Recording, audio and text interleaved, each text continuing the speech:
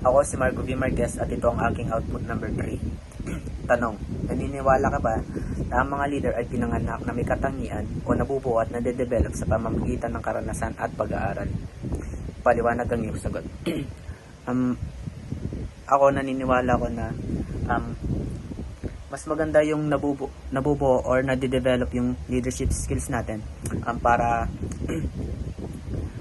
mas magaling na leader tayo. Lalo na sa experience, ganun.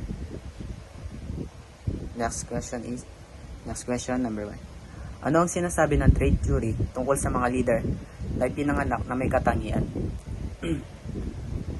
Ito yung mga they are born leader.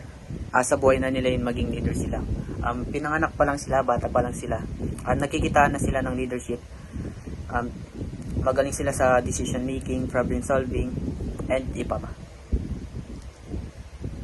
Next question. Ano ang sinasabi ng process transformational theory tungkol sa mga leader na nabubuo? Ito yung mga leader na natuturuan and handang matuto. Dito mas nasa yung leadership nila. Pero hindi sila pinanganak na maging leader. Pero ready sila and handa silang maging leader dahil sa pagtitraining. Next question. Saan panig ka mas naniniwala at bakit? Mas naniniwala ako sa process and transformational theory na leader. Kasi yun, mas nade-develop yung skills nila and leadership nila sa pagdating sa mga bagay-bagay. Lalo na sa experience nila. Kasi mas nahuhubog yung skills nila na maging leader.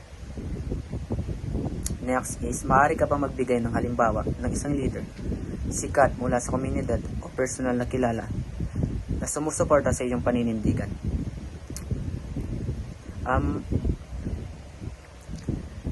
Meron, siguro mabibigay kong example yung SK namin. Kasi dati hindi naman talaga siya magaling na leader, pero nagigitaan siya ng leadership ngayon. Kasi pinapakita niya naman na deserving siya na maging SK and ginagawa niya yung best niya para matawag na leader ng mga kabataan dito sa amin. Last question is, paano mo nakikita ang iyong sarili bilang leader, pinanganak na may katangian o isang tao maaaring matutong maging leader at sa pamamagitan ng karasan at pag-aaral? Mas natuto akong maging leader kasi nahubog ako, lalo na bilang isang ROTC officer.